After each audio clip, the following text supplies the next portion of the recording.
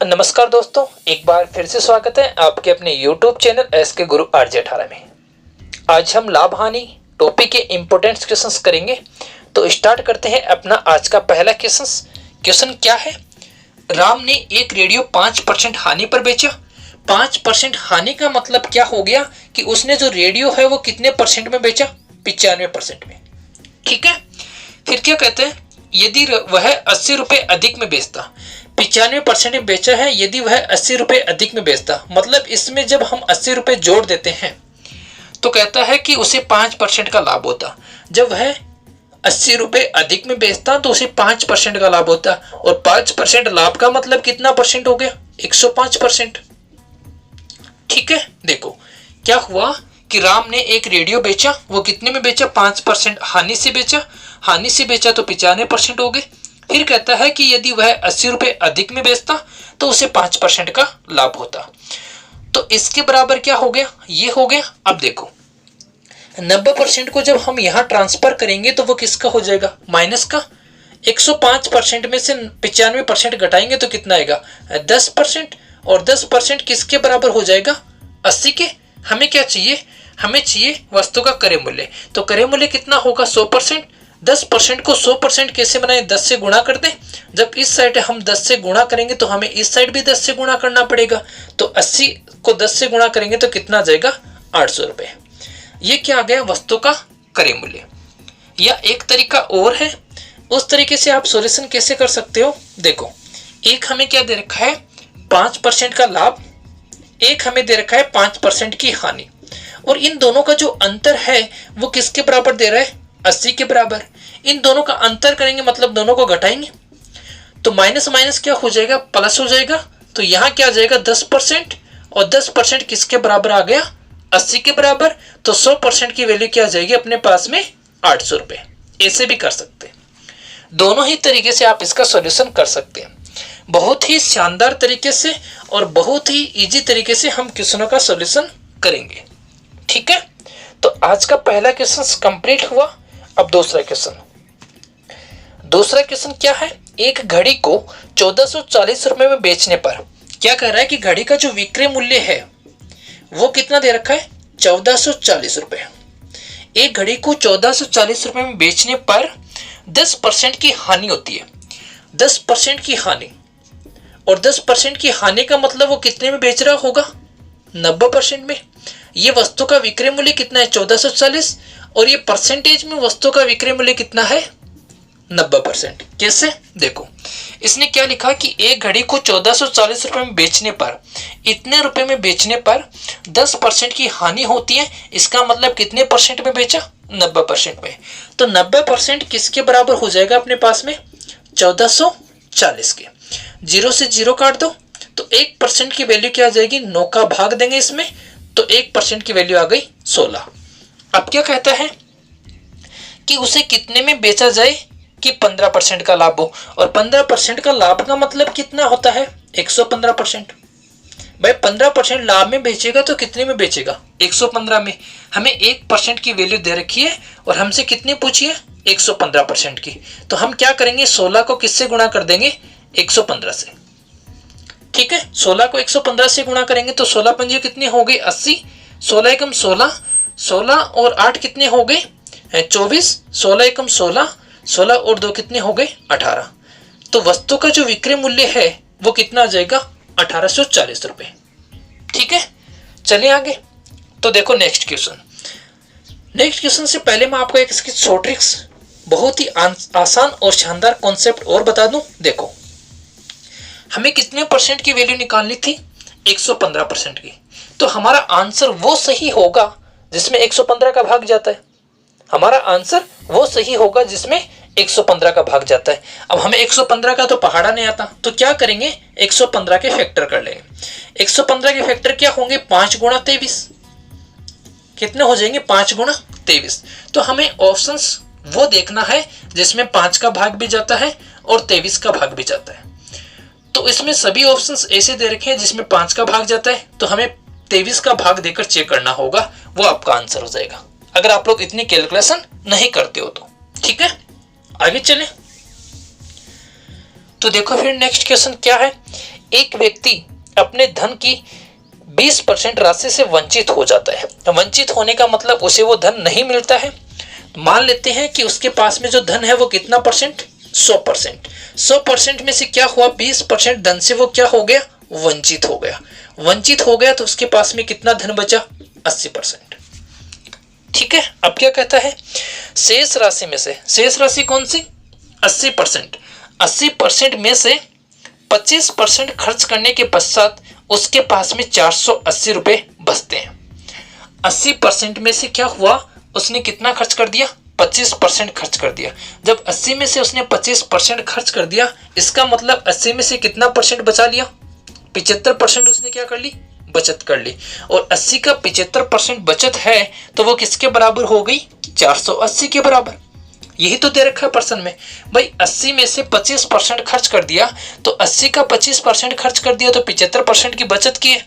और जब 80 के 75% की बचत की है, इसका मतलब 480 रुपए की क्या किया उसने, बचत की है। तो ये किसके बराबर हो जाएगा, इसके बराबर। अब देखो यहां से परसेंट हटा दो, हटाते नीचे कितना आ जाएगा, 100। 25 थी 75 और 25 4 कितने हो गए, 100 हो गए। 4 का भाग देंगे कितने टाइम, 20 टाइम। तो 20 गुणा 3, 60% किसके बराबर हो जाएगा, 480 के बराबर।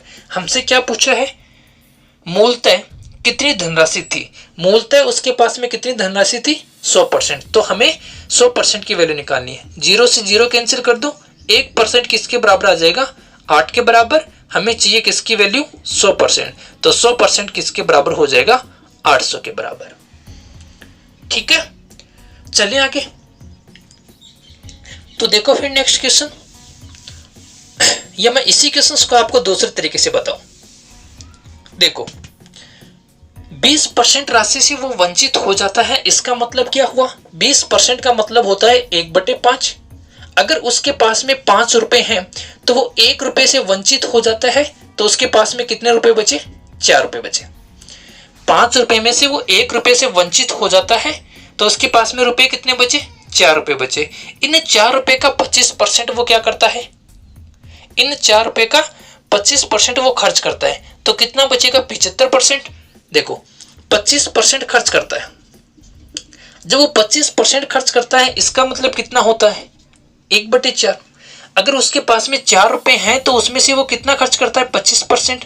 और 25% खर्च करता है, इसका मतलब क्या हुआ, 4 रुपए में वो 1 रुपया खर्च करता है तो उसके पास में बचे कितने, 3 रुपए बचे। उसके पास में कितने रुपए बचे, 3 रुपए बचे। और हमें क्या कहता है वो, कि उसके पास में 480 रुपए बचे। देखो हमारे पास में जो रुपए बचे फ्रैक्शन के हिसाब से 3 रुपए, और उसके पास में कितने बचे, 480 रुपए। तो 3 की वैल्यू क्या हो गई, 480। 1 की वैल्यू क्या हो जाएगी, 3 का भाग देंगे, 3 एकम 3, 3 6, 1 की वैल्यू हो गई कितनी, 160। अब देखो उसके पास में धन कितना था, 5 रुपए।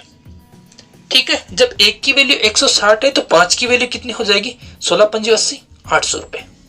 आप फ्रैक्शन से भी कर सकते हो, इजी हो जाएगा, थोड़ा सा कैलकुलेशन थोड़ी सी इजी हो जाएगी। एक बार मैं फिर रिपीट करूं, 20% से वो क्या हो गया, वंचित हो गया। 20% का मतलब है 1/5। जब उसके पास में 5 रुपए हैं तो वो 1 रुपए से वंचित हो गया। इसका मतलब उसे कितने रुपए मिले, 4 रुपए मिले। और 4 रुपए उसके पास में मिले, फिर क्या कहता है कि इन 4 रुपए में से 25%, इन 4 रुपए में से क्या होता है, 25% वो खर्च करता है। और 25% खर्च करने का मतलब क्या होता है, 1/4। मतलब 4 में से कितना रुपए खर्च करता है, 1 रुपया। तो उसकी बचत कितने रुपए है, 3 रुपए। तो 3 बचत है, और पर्सन में हमें बचत दे रखी है 480। तो 3 किसके बराबर हो जाएगा, 480 के। 1 की वैल्यू क्या आ जाएगी, 160, और 5 की वैल्यू क्या आ जाएगी, 800। ठीक है, चले आगे। तो देखो फिर नेक्स्ट क्वेश्चन। और नेक्स्ट क्वेश्चन क्या है, एक व्यापारी एक वस्तु को 500 रुपए में खरीदता है। मतलब क्रय मूल्य वस्तु का कितना दे रखा है, क्रय मूल्य दे रखा है 500 रुपए। फिर क्या कहता है, उस पे 700 रुपए अंकित करता है। अंकित मूल्य कितना है, 700 रुपए। फिर क्या कहता है कि नगद भुगतान करने पर 10% की छूट देता है।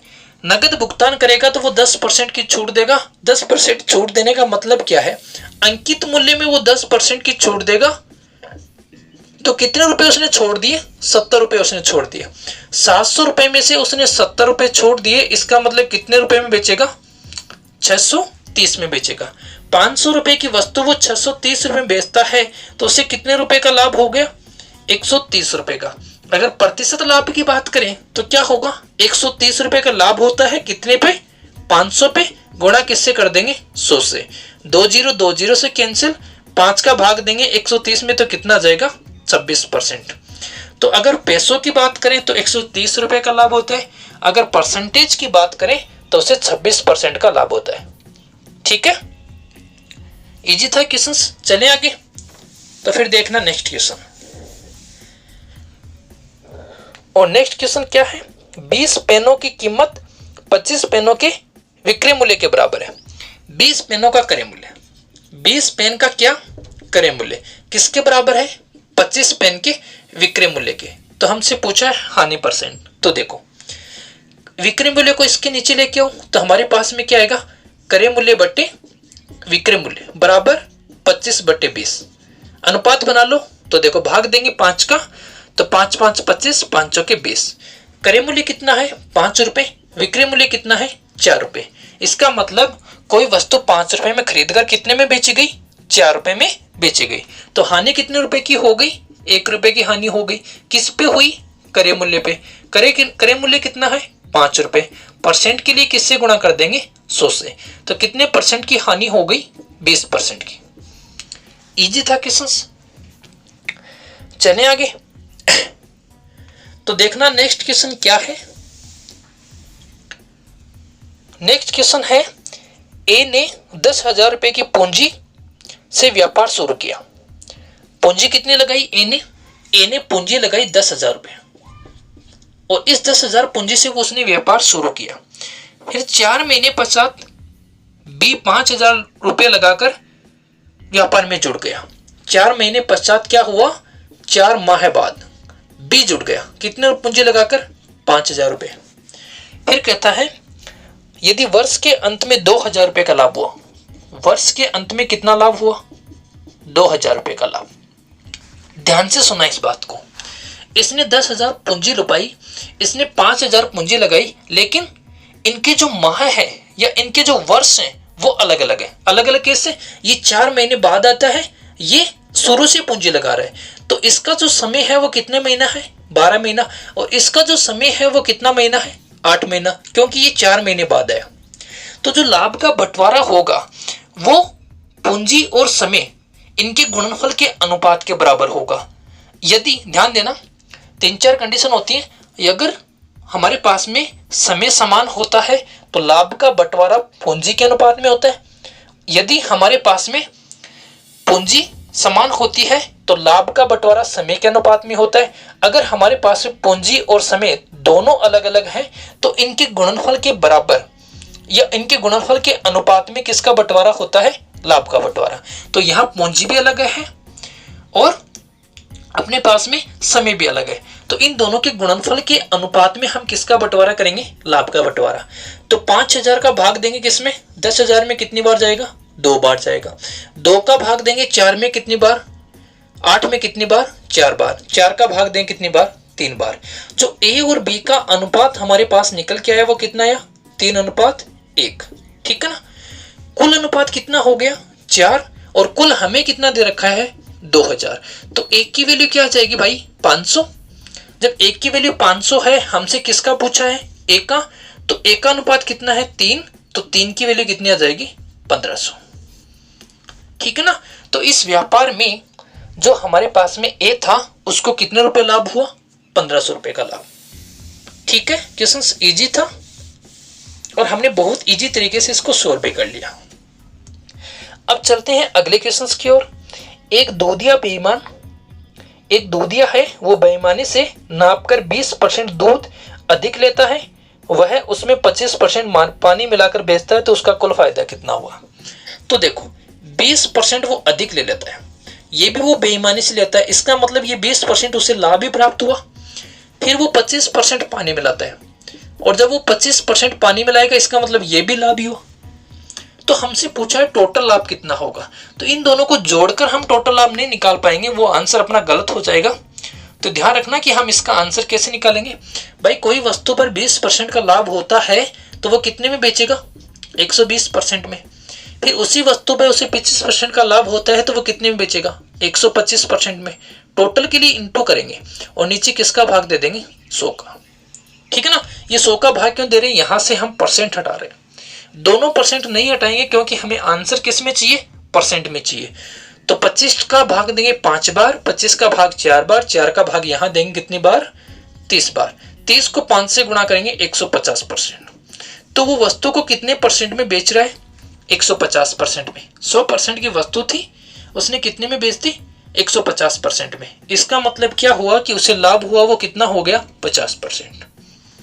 ठीक है, ठीक है ना। चलिए आगे। तो देखो नेक्स्ट क्वेश्चन, और नेक्स्ट क्वेश्चन क्या है, ए बी और सी 3 साझेदार हैं। एक तो ए है, एक बी है और एक सी, ये 3 साझेदार हैं। ए है वो 4 महीने के लिए 320 रुपये लगाता है। 4 महीने के लिए कितने रुपए, 320 रुपये। देखो यहाँ पूंजी और समय दोनों अलग अलग है तो गुणनफल कर देंगे। बी है वो 3 महीने के लिए 510 रुपये, 3 महीने के लिए कितने, 510। और सी है वो 5 महीने के लिए 270 रुपये लगाता है। वर्ष के अंत में तीनों को कितना रुपए लाभ हुआ, 208 रुपये। तो हमसे किसका पूछा है, हमसे सी का हिस्सा पूछा है। सी का हिस्सा कितना है, तो देखो कैसे करेंगे। पहले हम इनका अनुपात निकाल लेंगे। अनुपातों का जो योग होगा वो किसके बराबर कर देंगे, 208 के बराबर। तो देखो अगर हम 0 हटा सकते हैं तीनों में तो 0 हमने हटा दिया। फिर कोई संख्या कट नहीं रही है तो क्या करेंगे, इनको कैलकुलेट कर लेंगे। 4 को 4 दूनी 8, 4 तिये 12, 3 एकम 3, 3 5 15 और 5 7 35, 5 दूनी 10 और 3 13। अब हम अगर अनुपातों का योग करें तो हमारे पास में अनुपातों का योग किसके बराबर होगा, 208 के बराबर। तो अनुपातों का योग 5 से 3 8 और 8 कितने हो गए, 16। 3 और 5 8, 8 और 10 ये कितने हो गए, 11। 1 2 3 और कितने हो गए, 4। तो 416 की वैल्यू किसके बराबर आ गई, 208 के बराबर। एक की वैल्यू क्या हो जाएगी, 208 बटे 416। ठीक है, तो इसको काटेंगे तो कितना हो जाएगा, 1 बटे 2। एक किसके बराबर हो गया, 1 बटे 2 के। और हमें सी का हिस्सा पूछा है तो सी का अनुपात कितना, 135।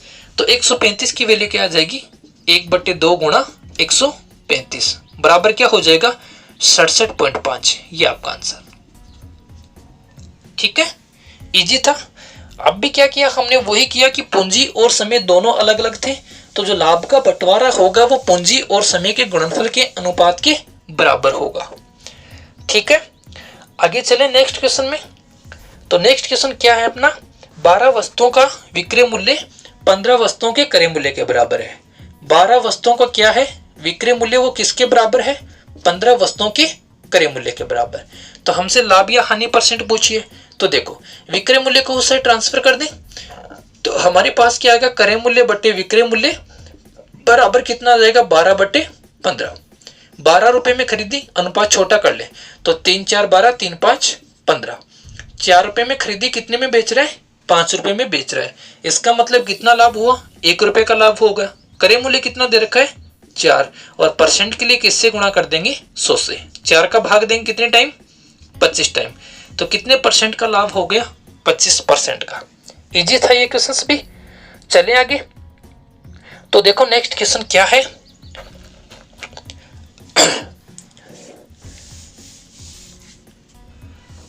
देखो नेक्स्ट क्वेश्चन क्या है। नेक्स्ट क्वेश्चन है, सचिन ने अपना स्कूटर 20% हानि से अंकुर को बेचा। एक व्यक्ति है सचिन, इसने क्या किया, अपना जो स्कूटर था वो 20% हानि से अंकुर को बेच दिया।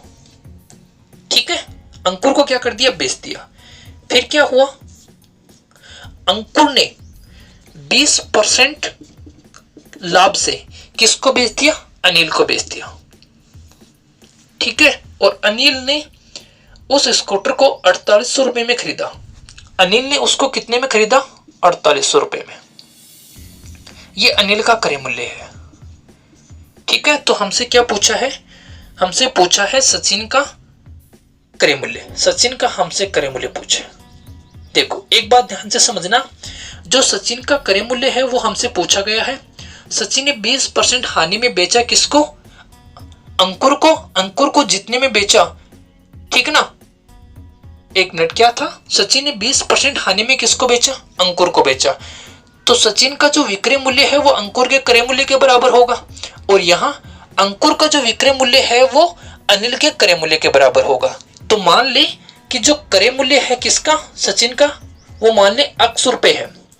तो अक्स पे 20%, हानि का मतलब 20/100, और 20/100 का मतलब क्या हो जाएगा? 1/5। तो 5 रुपए पे कितने की हानि हो रही है? 1 की हानि हो रही है। तो अक्स रुपए हमने क्रय मूल्य मान लिया, 5 रुपए पे 1 की हानि हो रही है, तो कितने में बेच रहा है? 4/5 में। यहाँ 5 रुपए में 1 का लाभ हो रहा है, तो कितने में बेच रहा है? 6/5 में। ठीक है ना।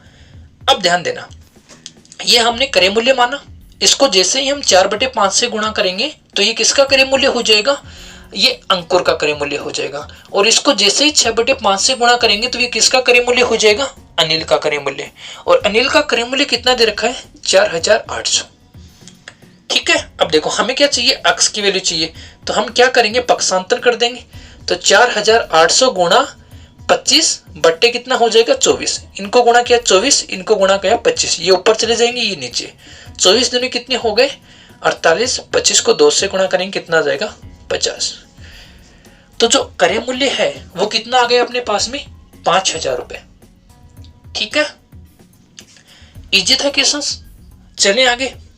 तो देखो नेक्स्ट क्वेश्चन, देखो यहां आप लोग अक्स मान के ये भी कर सकते हो, और आप लोग डायरेक्ट इस प्रकार भी इसका सॉल्यूशन निकाल सकते हो। देखो ऐसे भी कर सकते हो भाई, 20% हानि का मतलब कितने परसेंट में बेचा? 80% में बेचा। फिर 20% लाभ का मतलब कितने परसेंट में बेचा? 120% में बेचा। ठीक है, ये किसके बराबर हो जाएगा? ये हो जाएगा अपना 4800 के बराबर। ठीक है, ये किसके बराबर हो जाएगा? 4800 के बराबर। क्यों भाई? इसने 20% हानि में बेचा तो 80%, इसने 20% लाभ पे बेचा तो 120%। और ये भी क्या है? ये अंकुर का विक्रय मूल्य है जो अनिल का क्रय मूल्य है, तो ये इसके बराबर। आगे सोल्व कर सकते हैं, इजी है। ठीक है, सोल्व करके दिखाएं। तो देखो 2 जीरो कैंसिल हो गई, 12 का भाग देंगे इसमें, तो 12 चौक 48, ये 2 जीरो कैंसिल हो गए ना, 12 चौक 48। फिर यहां हम परसेंट हटाएं तो 100 आ जाएगा, यहां हम परसेंट हटाएं तो 100 आ जाएगा, और ये 4 दूनी कितने हो गए? 8। अब देखो हमारे पास में है 2/10,000 बराबर, यहां कुछ भी नहीं है हमारे पास वैल्यू, मतलब कितना है? 1 है। 10,000 को हम इस साइड में ट्रांसफर कर देंगे, फिर 2 का भाग लगेगा तो कितना आ जाएगा? 5000। किसी भी तरीके से आप लोग सॉल्यूशन कर सकते हो। ठीक है, चलिए आगे। तो देखो अगला क्वेश्चन,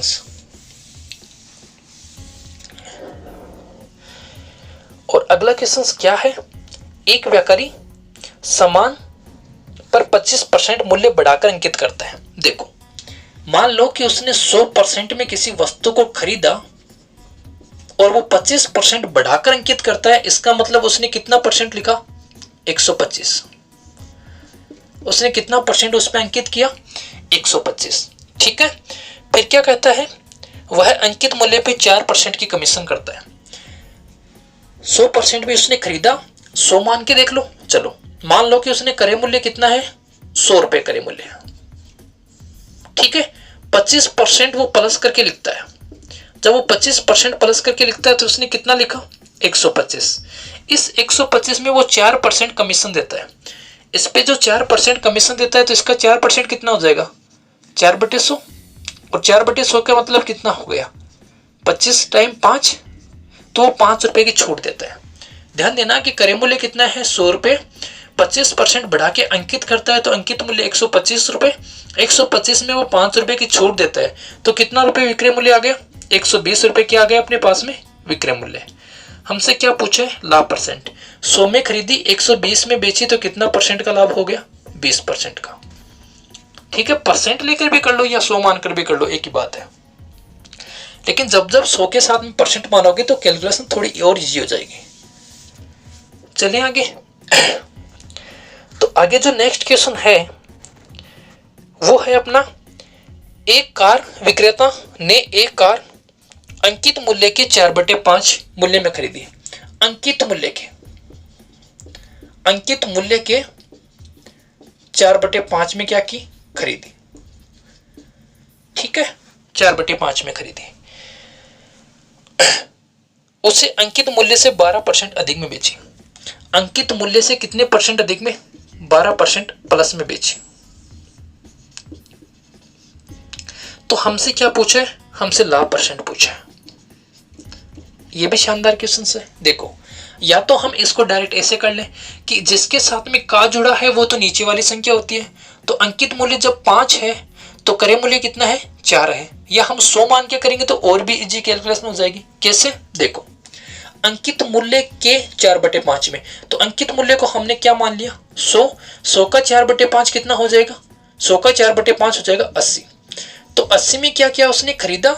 100 रुपये उसका क्या है? अंकित मूल्य। अब देखो कितने में बेच रहा है वो? 12% प्लस में। और 12% प्लस किसका कर रहा है? अंकित मूल्य का। तो 100 का 12% प्लस कर देंगे तो कितना हो जाएगा? 112 रुपये। ये 112 रुपये क्या है? विक्रय मूल्य। अब 80 रुपये में खरीदी, 112 में बेची, तो इसका मतलब कितने रुपए का लाभ हो गया? 32 रुपए का। किस पे हो गया? 80 पे। गुणा किससे कर देंगे? 100 से। 0 कैंसिल, 8 का भाग देंगे कितनी बार? 4 बार। इसका मतलब उसे लाभ कितने परसेंट का हो गया? 40% का। ठीक है, इजी था क्वेश्चंस। कितने का लाभ हो गया? 40% का। चलें आगे क्वेश्चंस। तो नेक्स्ट क्वेश्चन है अपना देखो, नेक्स्ट क्वेश्चन क्या है? 2 घोड़े 300 रुपए में बेचे गए।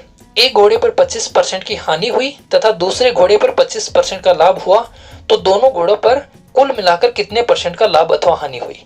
तो ध्यान देना, जब भी हमारे पास में विक्रय मूल्य समान होगा, ठीक है ना, लाभ और हानि परसेंट बराबर होगी, तो ऐसी कंडीशन में हमेशा हानि ही होती है।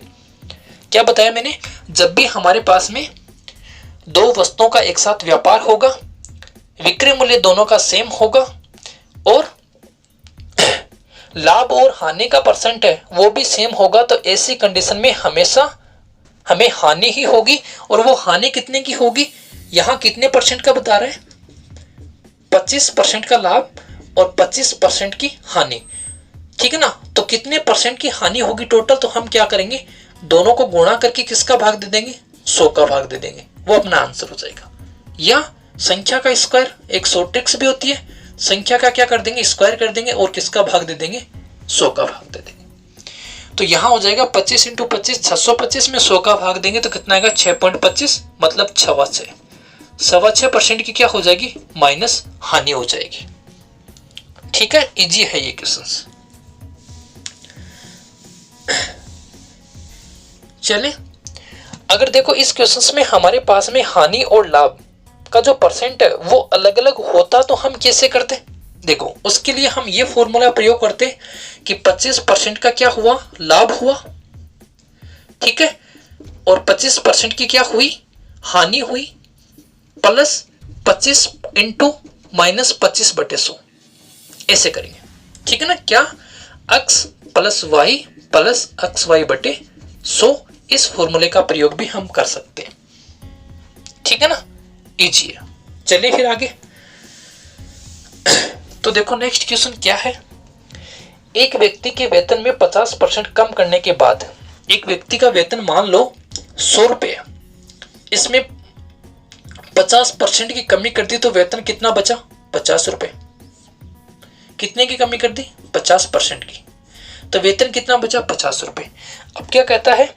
घटे हुए वेतन में 70% की वृद्धि कर दी गई। ये जो घटा हुआ वेतन है 50 रुपये, इसमें 70% की क्या कर दी? वृद्धि कर दी। जब इसमें 70% की वृद्धि कर दी, इसका मतलब कितना परसेंट निकाल देंगे? 170%। 70% की वृद्धि करेगा तो कितना निकाल देंगे? 170%। तो इसका 170% कितना हो गया? 0 कैंसिल, 17×5 = 85। ठीक है ना। तो अब पूछा है हमें, तो उस व्यक्ति के प्रतिशत या लाभ हानि हमसे पूछिए वेतन में। देखो, पहले उसका वेतन 100 था, अब उसका वेतन कितना हो गया? 85। इसका मतलब उसे लॉस हुआ है, हानि हुई है, वो कितने परसेंट की हुई है? 15% की। ठीक है, एक बार फिर देखो, 100% मान लो उसका वेतन 100 रुपये था, 50% कम हो गया, इसका मतलब कितना बचा, 50 बचा। और इस 50 में वो 70% प्लस कर रहा है, तो 50 गुणा 170/100, या ऐसे देख लो 70% प्लस कर रहा है तो 50 गुणा 70/100, और 70/100 कितना हो जाएगा 35।